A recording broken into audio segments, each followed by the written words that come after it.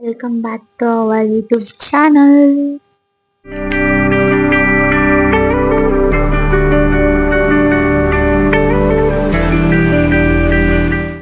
ಇವತ್ತು ನಾವು after long time ನಮ್ಮ ಊರಿಗೆ ಬಂದ್ವಿ. ಎಲ್ಲಿಗೆ ಅಂದ್ರೆ ಕಬ್ಬಾಳ್ಗೆ ಇದು ಲೊಕೇಟ್ ಆಗಿರೋದು ಸಾತ್ನೂರ್ ನಿಯರೆಸ್ಟ್ ಕನಕಪುರ.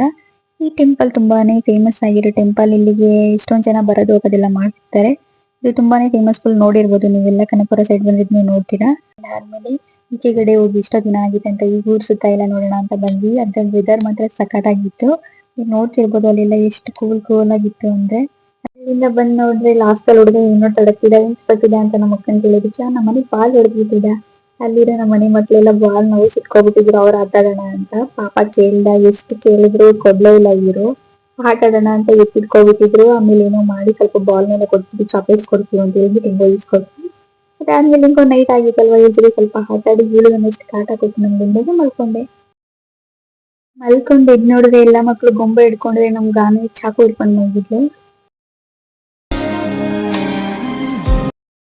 ಇಲ್ಲ ಒಬ್ಬೊಬ್ರೆ ಎದ್ದು ನಮ್ಮಮ್ಮ ಫೋನ್ ನೋಡ್ತಿದ್ರು ಅಂತ ಅವ್ರೇ ನೋಡ್ತಿದ್ರು. ಹಂಗೆ ಇವಳು ಒಂದ್ ಸ್ವಲ್ಪ ಕಾಟ ಕೊಡೋಣ ಅಂತ ಕರ್ಕೊಂಡ್ಬಂದು ಅವಳಿಗೊಂದು ಎಷ್ಟು ಕಾಟ ಕೊಟ್ಟು ಮಾತಾಡ್ತಿದ್ರು.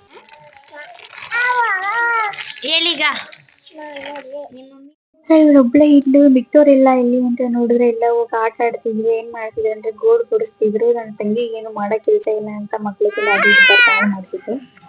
ದಿಶಾ ಹಂಗೆಲ್ಲ ಮಾಡ್ಬೇಡ್ದು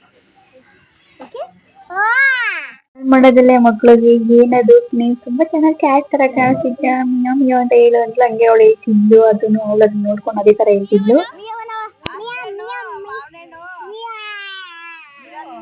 ನಮ್ಮ ಅಕ್ಕ ಇವನ್ನೆಲ್ಲ ತಳ್ಕೊಂಡಿರ್ತಾರೆ ಅನ್ನೋದು ಗೊತ್ತಿಲ್ಲ. ಎಷ್ಟೊಂದು ತೀಟೆ ಅಂತ ಅಷ್ಟಿದೆ. ಸಂಜೆ ನಾವು ಕನಕಪುರ ಹೊರಡೋ ಟೈಮ್ ಬಂದೇ ಬಿಡ್ತು. ಅದಾದ್ಮೇಲೆ ಎಲ್ಲಾರನ್ನೂ ನೋಡ್ಕೊಂಡು ನಮ್ಮ ಮನೆಗೆ ನಾವು ಹೋದ್ವಿ. ಇಷ್ಟು ಇವತ್ತಿನ ಬ್ಲಾಗ್ ಆಗಿತ್ತು. ನಾನು ನಿಮ್ಗೆ ನೆಕ್ಸ್ಟ್ ವಿಡಿಯೋದಲ್ಲಿ ಸಿಗ್ತೀನಿ. ಸಪೋರ್ಟ್ ಮಾಡಿ.